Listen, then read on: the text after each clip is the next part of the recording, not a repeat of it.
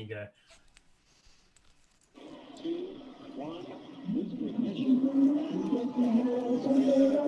You got to pump it up, don't you know? Pump it up. You got to pump it up, don't you know? Pump it up. You got to pump it up, don't you know? Pump it up. You got to pump it up, don't you know? Pump it up.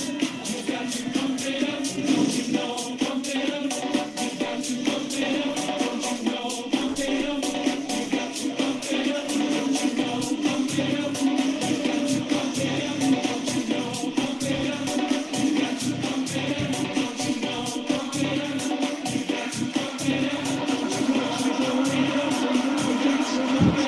Don't you know? See XLP out of the race.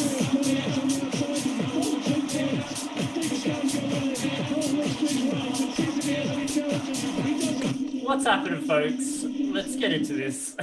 Whoa, whoa, whoa, whoa, man! I just that puts you in quite the mood. I gotta say, I'm ready to just run down the block, maybe Yeah, punch That's just- somebody. music, because I was really getting into my groove there.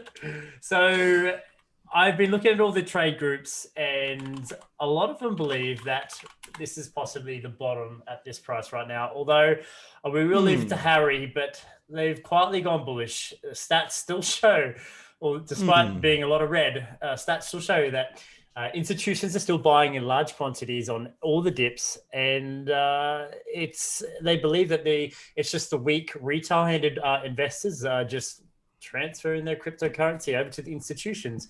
And if this is occurring, then once all the retailers FOMO back in, and there's not enough supply for them, then you would assume that the price will bounce, and it will bounce hard.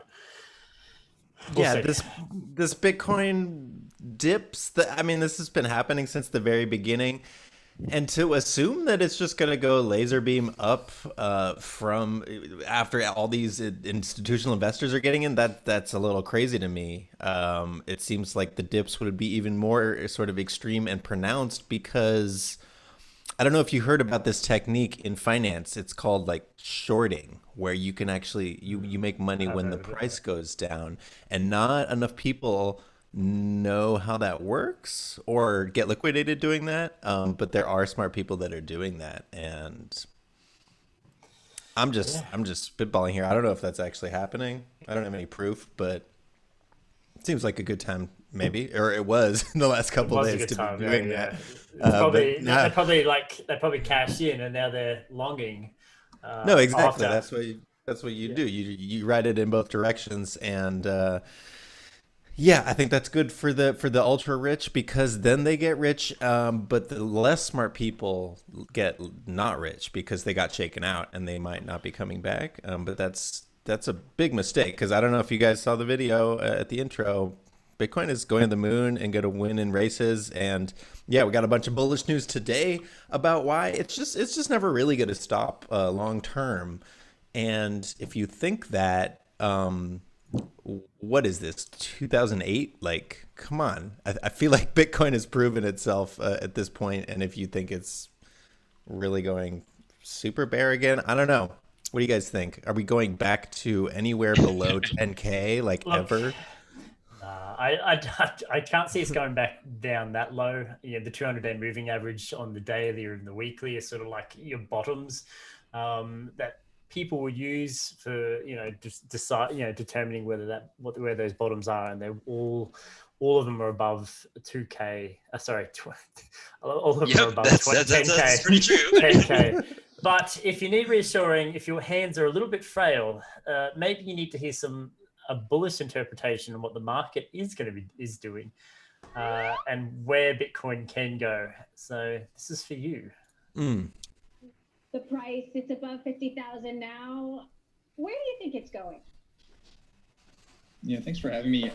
Of course, we can only speculate, but when you measure it in terms of dollars, you have to think it's going to infinity, right? I mean, this national currency is only 50 years old. It's already showing extreme signs of weakness.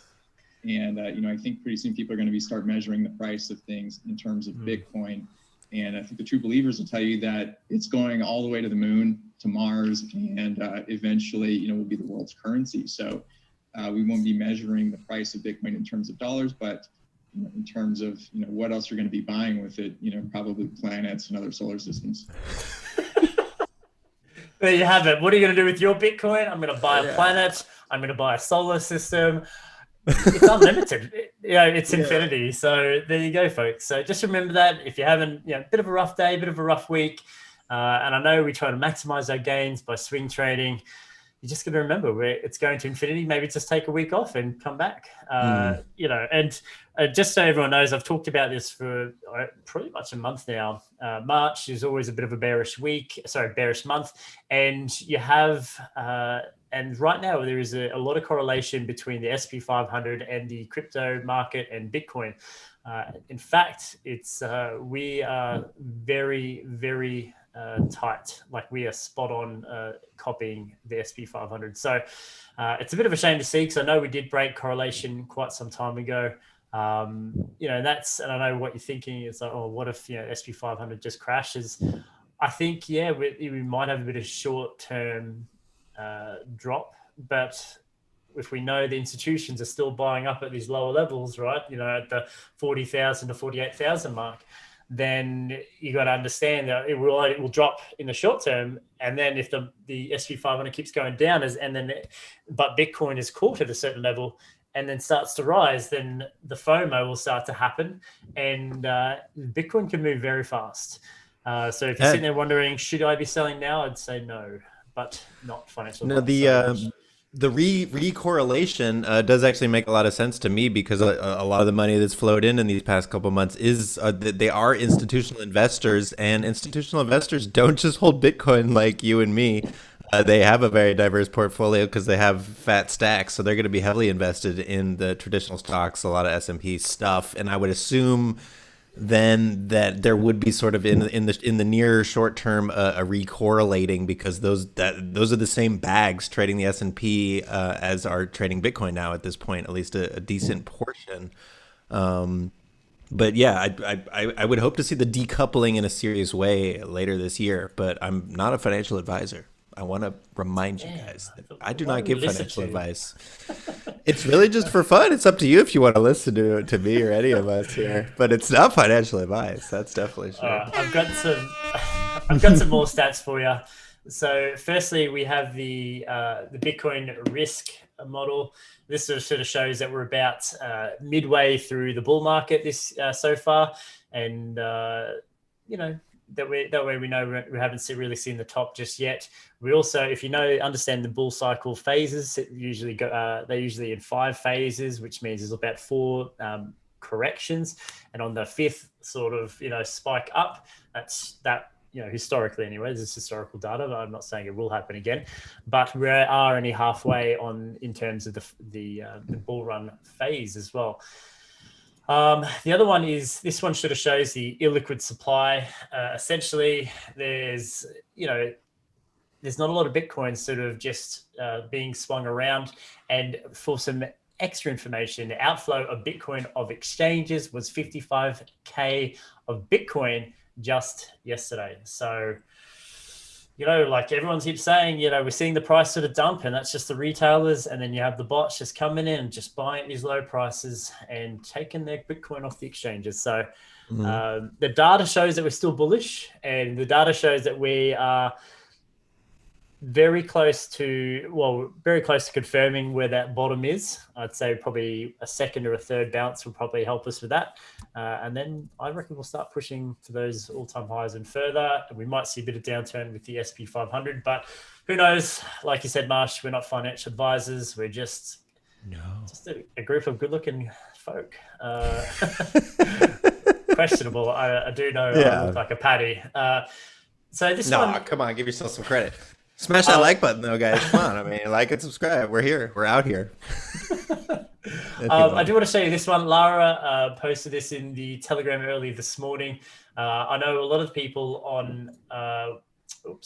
within a lot of the people that are getting in amongst this Binance Smart Chain, there is a distinct lack of information to equip traders. And this is a guy named Greg. He has an application on a phone as well. It's called GSwap or GoSwap.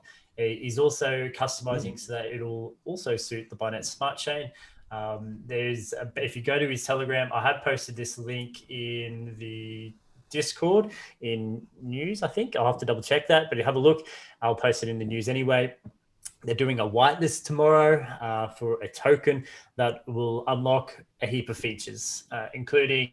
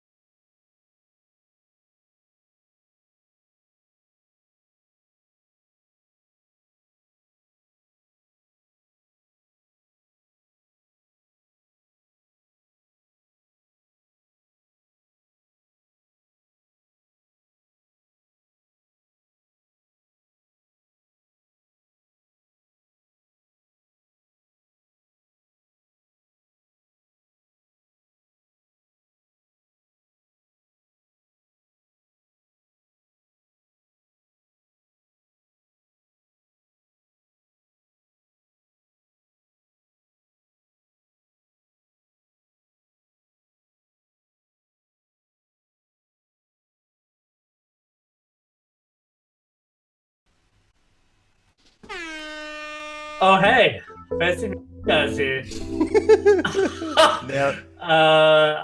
I deeply apologize, guys. We will get better at this. This will never happen again. We love you. Thank you for staying with us and following up in the chat. I don't blame you. Anyway, go swap.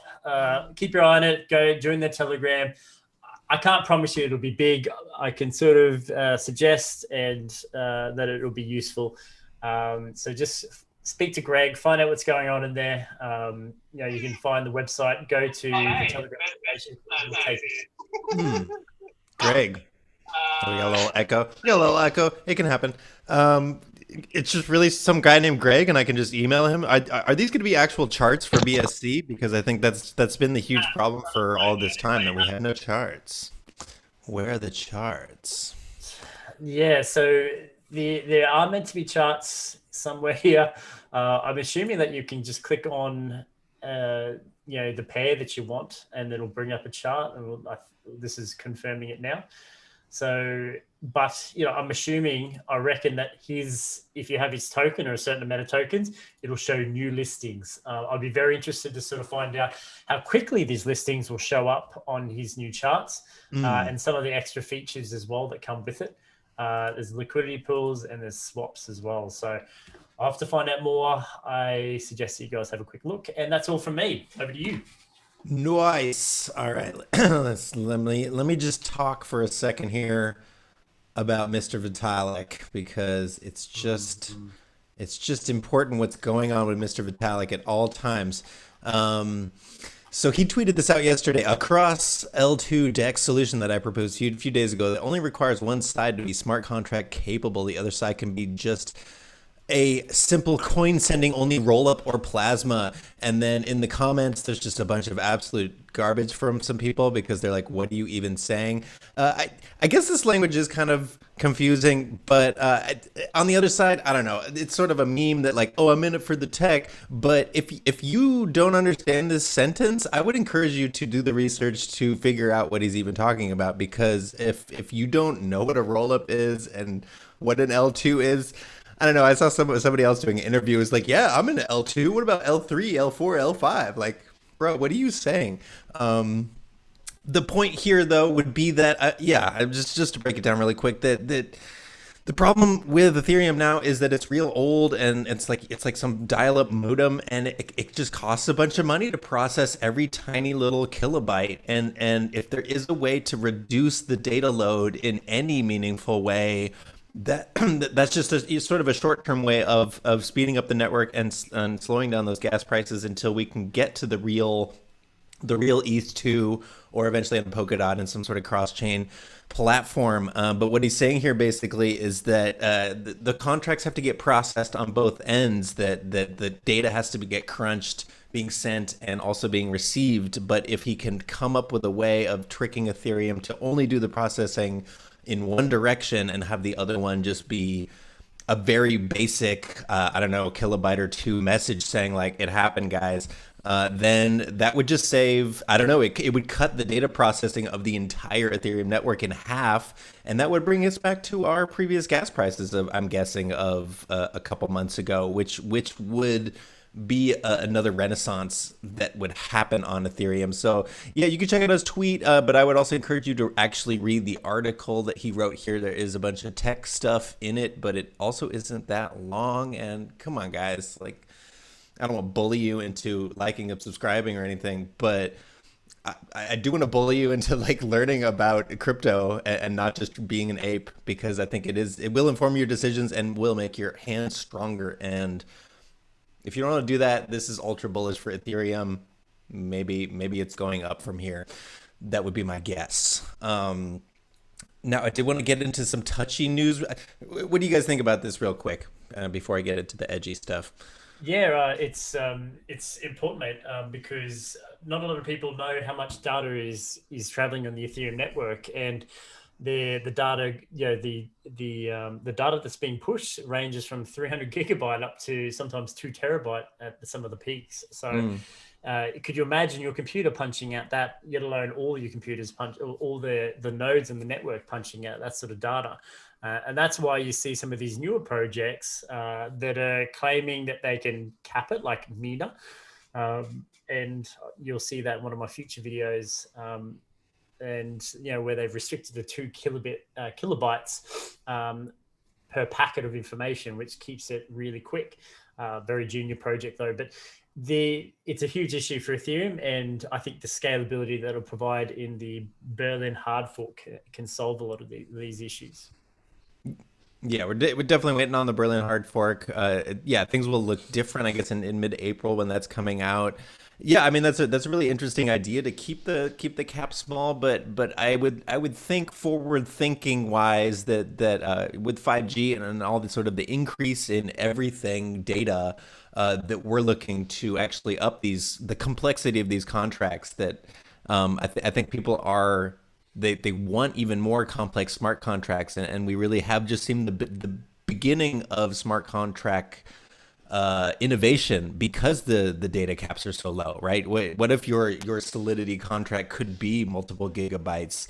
You could build, I don't know, universes into these smart contracts, but with it costing so much with the gas prices, it really is sort of tamping down the innovation. And I guess we will need to wait for another year or so until it really gets going. But I think it really is important to keep the community alive at this critical point, and any decrease in gas prices will help us out.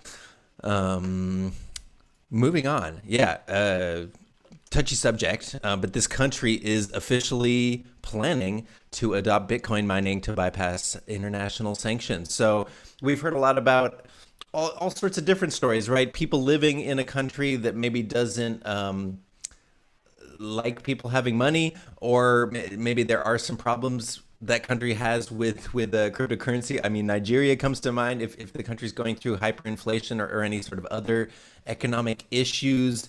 Bitcoin is becoming just one of the most stable assets that you can possibly purchase in the world. And even if that country has been putting in things into place to make it more difficult for those individuals to buy the Bitcoin, people are still doing it anyways.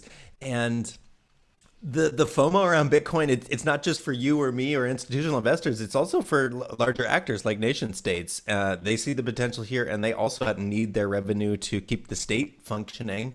And if you're in a sticky situation like this particular state is, this is probably a really good move because they have cheap electricity. They're able to do this on a large scale and scale it up very quickly. And obviously, this news is bullish for Bitcoin because everybody really is turning to it for a safe haven asset. And even at this point, I don't know, but guys, I looked into mining recently and I was like, there's no way it's still worth it. Like it's it's 2021 and Bitcoin is so expensive. There's no way like mining is worth it. But even with my stupid gaming laptop, I can still make over $2 a day mining Bitcoin, and that's pretty good. That's $2 today's Bitcoin. So if it really is going to infinity, like Kraken says, and I trust that guy. He's got a ponytail. He's got weird glasses. I trust that guy A unconditionally. healthy neck beard. Yeah, no, a super trustworthy guy, Mr. Kraken. And so if I'm able to mine $2 in Bitcoin today with my little stupid gaming rig, and it's going to infinity, I'm guessing I'll be able to own at least like a smaller moon, maybe Phobos or something, just with the returns I'm getting this year alone. So, yeah, I don't know. What do you guys think? International coin. Is it Bitcoin? Are we really gonna stick with it forever? Look, capacity issues, right? Who's to say? But it's going to be around for at least quite some time, I believe. Forever, I'm not too sure. We'll see. Yeah, hopefully long enough to get the planet. I want a planet. Screw the Lambo. I want a planet. This is like a correlation with that, right? So it is funny to see these two countries that are at extreme odds politically doing the same behavior, basically. So Kentucky senator warns green incentives Kentucky senator wants green incentives to include crypto mining firms. So the people are realizing there is huge profitability still here, and I think minor factories, whatever you call them, they're getting set up all over the place, even as we speak. And the states that can offer sort of incentives and make that a little cheaper for people, that's gonna draw innovation. That's how a lot of America works. Different states have different regulations, and the ones that have the loosest regulations, they end up attracting all of that innovation. So like for film production, Georgia has really low permit costs and a lot of other sort of help for film production. So a lot of film productions have moved to Georgia. It seems like Wyoming is opening up a lot of these crypto regulations to attract other businesses, crypto businesses, to go and set up there. Kraken is a good example. They got their bank there in Wyoming, and it looks like Kentucky is trying to make a play for green crypto mining. So a big part of mining is balancing the cost of what the energy costs is to what your rig costs and how much you're earning from that. And if you can get on the larger scale any sort of incentive or cheaper electricity when you're doing this, then bullish for that state. So we'll see how this develops. I'm sort of curious what's going on here. I don't know, guys. Have you considered mining? Is it a thing that you consider? Mining is actually something that I did back in like 2012. It was definitely a lot more profitable then, with the block rewards being like quadruple what they are now. But it's like you said, it's a balancing of risk, or I guess costs versus your incentives. And right now you could be making more money by doing the trading. Mm-hmm. Most definitely. I also so I just want to share my observation. Yeah, go for it. Proof of work is dying. And arguably you could say, well, it's booming for Ethereum and a few other projects, but overall, like, we're seeing a lot of new projects adopt the proof of stake, right? And unless there's a lot of new proof of work, cryptocurrencies, right? And you've got the same amount of people, even more, trying to, adopt this proof of work with less projects available. You find that you have more competition. And if you have more competition, then that means you get less rewards, which means it's not financially, it's not workable. And it's, I think as more projects adopt the proof of stake, I'm very bullish on proof of stake models. And that's where the technology is. So when mining proof of work, I don't think it's gonna be sustained long term. I'm not going to talk about Bitcoin, but I'm talking about all other altcoins. So proof of stake is the way to go. And to be honest, why would you even bother with the technical side of proof of stake when you could just stake it on all these exchanges, put it into a farm? There's so many other alternatives, right? And most of them, you don't even have to lock up your liquidity. So, why bother, earning, however many dollars per day on, with mining or even proof of stake when you could earn it with all these other alternatives. Yeah, no doubt. There's no chance that we're headed towards more mining coins because yeah, it's a huge hassle, and then you're slamming all of your GPUs to 100%, and it's high energy costs. Proof of stake, you don't have to do anything. You just put it in the stake, and it's just sitting there. Yeah, no, that's obviously going to be the future in all forms, and obviously all of these state level actors are going to be like 10 years behind at least. So it is funny that they're like just now being like, oh, did you hear about this Bitcoin mining thing? We should look at that. It's like, guys, sorry, you're just a tiny bit late here. Yeah, and then just kind of to add on to that too, I mean, aside from just the pure like efficiency reasons and factors to switch to a proof of work, I'm sorry, to switch from proof of work to proof of stake. I mean, the risk, I guess one of the main risks and drawbacks to using a proof of work model is just the increased chance of like miner centralization. We're seeing it. We have been seeing it with Bitcoin and the majority of the mining, like the global hash rate being located in China. And I think that you could arguably start to see it with Ethereum as well, just with more and more Ethereum whales starting to form and various other actors on the network. And once we have switched over to a proof of stake model, and once proof of stake becomes like the new standard for the consensus method for all blockchains, I mean, this is a good, strong trend towards decentralization, which should be the model that we go for when we're talking about blockchain technology.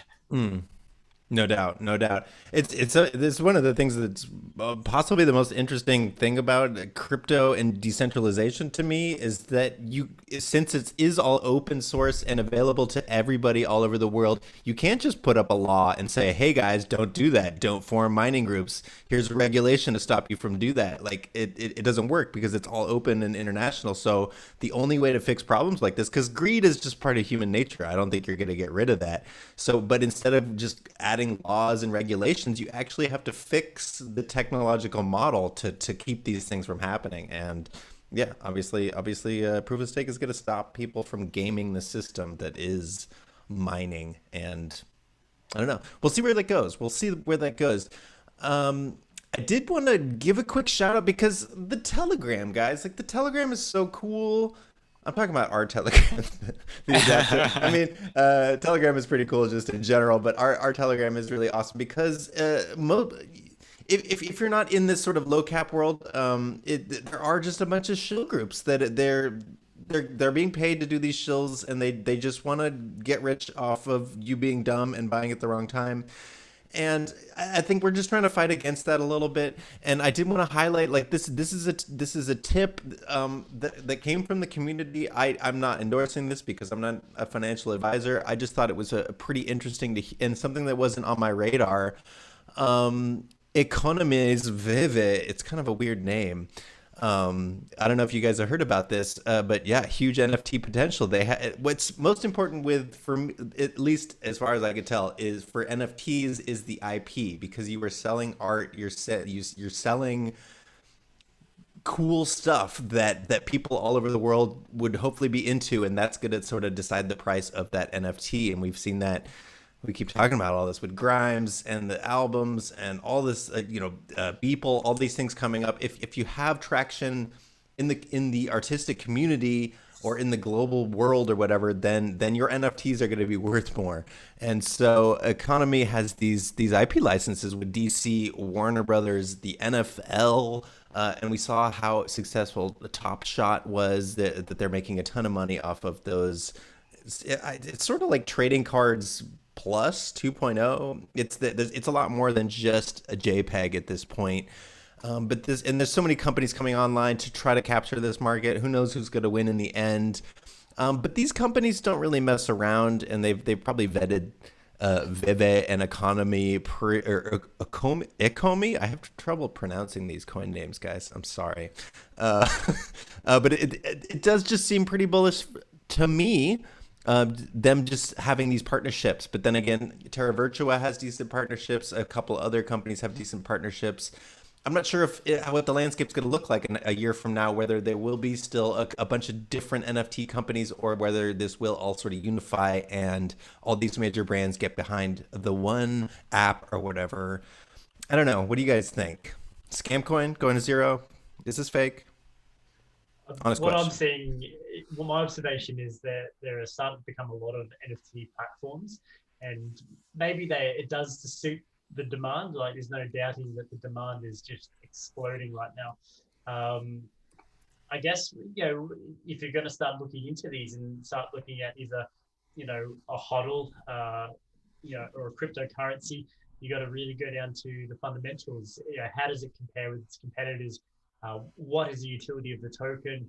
What's the tokenomics for it on launch? These little things. But right now it looks, it's got some really cool graphics. I do love Adventure Time, takes me back. And there's DC as well. So can you scroll down with it? What sort of partnerships are these guys wielding? Like, do they just copy and paste off the internet, or do they? Oh, I do mean, they have a partnership with DC? these definitely have to be partnerships. Otherwise, DC would be totally suing them right now. That's the only way to get these images on here in a legal way. No, so it really does seem like they have partnerships with Warner Brothers and what else were they saying here?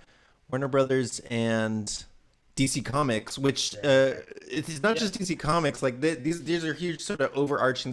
Warner Brothers great. owns so much IP. It's crazy, and plus the NFL is also in general pretty bullish. And I don't have it pulled up here, but the one sort of cool innovation that I thought they had was that the NFTs can be placed in real space for sort of like an AR experience. So if you buy that DeLorean or one of these items, you can actually see it in front of you on your phone. I don't know if you guys have used phone AR. It's still not very advanced, but it is also kind of cool that you can then walk around the object and use the phone as your like viewfinder into this alternate reality where your toys are living.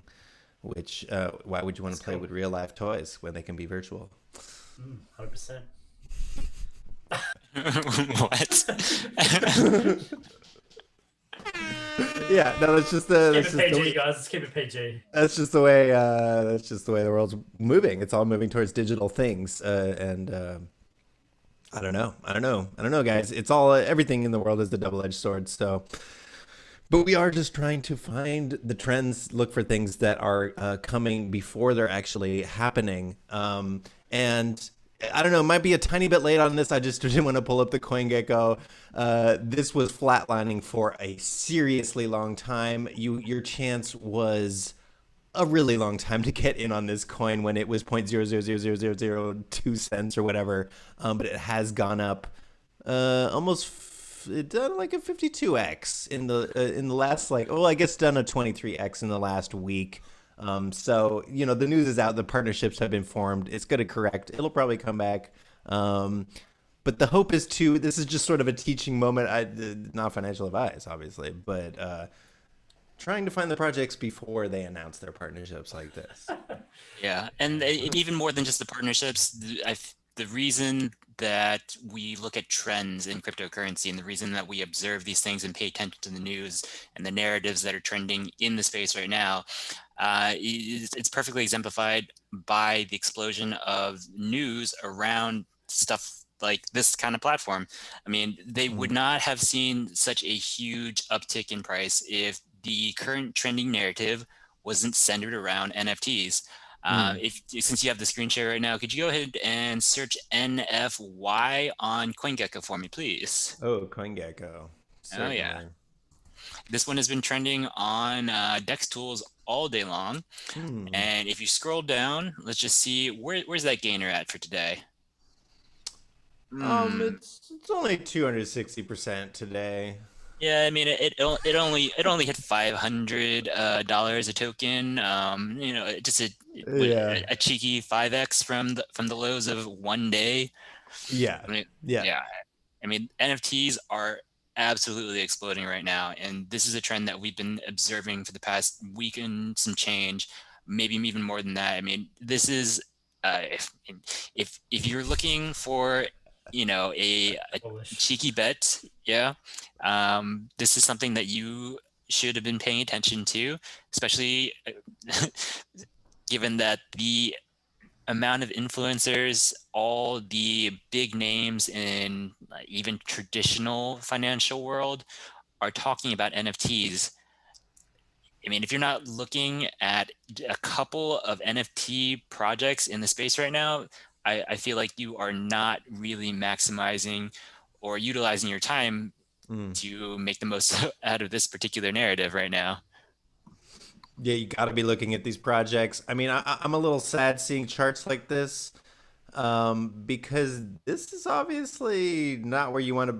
I'm not financial advice, but I don't know if I want to buy this token. This does seem extremely bullish, but I'm wondering why I wasn't thinking about this back here in this portion. Yeah, I mean, I'm sure everybody sort of watching on replay or watching live right now is curious what do we do, guys? We're like, what's the play here? Do we already start looking for whatever the next trend is? Or are we looking for sort of the quieter, more serious movers in the NFT space? Because I'm sure this narrative is going to go on for the rest of the year. But is it already too late to make these 100x gains like this? Is it too late? You can probably go through and find a few different ones. I know we have one member who is very bullish on Shroom. So bullish, in fact, we hear about it every few hours on Telegram. But yeah, I dare say it hasn't quite pumped, 5x, within a few hours. So might be worth looking at. There's probably a few others out there as well that haven't pumped yet. And what I'm seeing as well is that even though these platforms are saying, they've IP license, right? That doesn't mean that it's exclusive to them. So DC is probably going, yeah, let's do it. I'll give you some digital art and I'll make heaps of money off it. But they're going to go to each of the different platforms. So unless it's exclusive, then you know that they're not going to hold the monopoly. That's very good. It's a very good point. It's like a Chainlink partnership. It's not like Chainlink can not partner with everybody. And yeah, I'm sure these platforms they'll find whatever's popular and just jump at them and to get market coverage. But yeah, this is blowing my mind right now. Just sorting by the 7-day percentage gain, NFY is the clear leader. That's 48 million in volume. Not too bad. Not too bad. Definitely worth taking a look at. Definitely worth That's taking insane. A look at. It is. So yeah, everybody's hyped about Bitcoin. Obviously, Bitcoin is going to infinity, but this coin went to infinity over the course of this week. So I think the wind isn't fully out of the sails of the altcoin market yet, as much as people want to tell you that. Yeah. By the way, guys, just looking at if you wanted to go and pull that CoinGecko page back up real quick, thank you. Yeah. So when you're searching for those, actually go back to the other screen. Sorry. Oh, this one, yeah. Yeah. So just as a point of portfolio management and risk management, when you see something like this on non-fungible yearn, and you look at that 7-day percentage price change, and you see 4,500% price appreciation, you take a look at that and you say, I'm pretty sure I missed this train. And at that point, you can either ape in some money and potentially make a little bit more, or you can just say, yeah, maybe something else. There's always another play. But yeah, that's when risk to reward comes in, right? I could go in here and maybe it'll go up another 10% or another X, but what if it were to go down? How much could it go down? And to try and make an extra, few percentage because you don't think it's at the top yet. That's cool, man. But are you ready to sell at that, at that peak? Because when the peak hits, it dumps quicker than you can press sell. And then by then you're already at break-even price, and you think, oh, what if it, might go up here? And then if it doesn't, you'll lose you'll lose your money. It goes down quicker when it's at the top. We've all just seen that with Bitcoin, this is unfortunately part of human psychology that makes it really difficult to actually trade at all, because you look at these green numbers, you're like, oh, that's the one I want, it's going more, and then you just buy it and then you get wrecked 50, 60, 70%, and you're like, now I'm sad, but I thought this coin was going to help me out and be my friend. You're like, blockchain's a scam, guys. Blockchain's a scam. Blockchain's a scam. I just keep getting wrecked because I sort by 7-day percentage gains and just buy whatever's at the top. Like, why isn't this working? Yeah, no, I mean, but just the hype of NFTs. You look at this chart here; they are all just rapidly firing up. So yeah, definitely do your own research and just watch out. Watch out, guys. It's risky out there, but there are also 50x's to be made over the course of a week. So yeah, again, not going to tell you what to do with your life, but 50x gains. All right. I think that's gonna about wrap it up for today. Unless you guys have any hot tips. No hot tips. Let me just do one quick thing. I'm gonna grab the screen share. So no alpha for you guys today. This is more of just a personal challenge that I'm issuing to you. Let me go and grab that real quick. So take a look here, guys. If you all have heard of UMA protocol, I mean, it's a pretty interesting project. Oh, yeah, I posted this in the Telegram earlier today. But if you see here, UMA is going to be airdropping in June, I believe. And there were a couple of protocols that were going to be qualified. If you used their protocol and participated in their governance structure in the past, just one time in the past, then you would qualify for this airdrop. And you know me, I love DeFi and whatnot, so I've been participating a lot in DeFi protocols and governance, and I qualified for the airdrop. And this is going to be potentially, okay, take a look. There's a Medium article. I'll post this later again if you guys want to take a look. But I mean, this is something that you all should be doing with the amount of opportunity that is currently available to you in cryptocurrency. I mean, you don't have to spend a lot of money, but these are things that you should be investigating because we are the early adopters into decentralized finance. And if you're not participating in governance, if you're not looking around for better, newer tech, if you aren't investigating, researching, like finding all these new opportunities, and helping to develop the space and push it into wider adoption, then you're not really fully leveraging the opportunity that's in front of you. And this is my personal challenge to you guys, is to take the opportunity. Don't let, I'm trying to remember the 8 Mile intro and it's slipping away from me. This is your opportunity. You only got one chance to. Yeah, you only got one shot. You gotta do it. Oh God, this is why I don't rap. I'm sorry, guys. Hey, dude, I told you not to talk about my. I thought I told you not to talk about my alternate project, Eminem. Like I didn't want to talk about that here on the. I mean, I would watch a rap video featuring Marsh McDan. I've already made a bunch of rap videos. It's look up Eminem. It's they're pretty popular, actually. Yeah, Marsh McDan is the actual name. Eminem. Yeah. That's what it stands for, guys. Yeah, this is just like the NFT news. This is also just in general frustrating because I want the airdrop, dude. But I guess I was too slow. You can't just sign up right now and get the airdrop. No, the qualified wallets are already listed on the Medium post, but this is something that you should be taking advantage of because with the Uni airdrop, with a 1-inch airdrop, the AVAX, the Pangolin, that's the token, the Pangolin airdrop, you have all these opportunities. Protocols are literally paying you guys to use their product and to push their narratives and their platforms into wider adoption. So, I mean, I challenge you guys to make money by just using DeFi.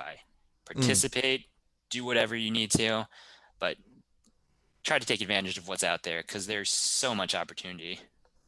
No, it's very exciting. It's a good point. I'm definitely going to try to get deeper into some of these projects, but I don't know, guys. I'm kind of tired. I think I'm gonna go watch some Netflix. Bitcoin and chill time. Did we want to mention the Netflix news before we get off here? Because it is in the thumbnail. Is it news though? Is it news? Like it's speculation. One guy said, yeah, mostly, yeah, exactly right. Hopefully Netflix buys either Bitcoin. There you go, have it. See you later. Have a good one. Peace.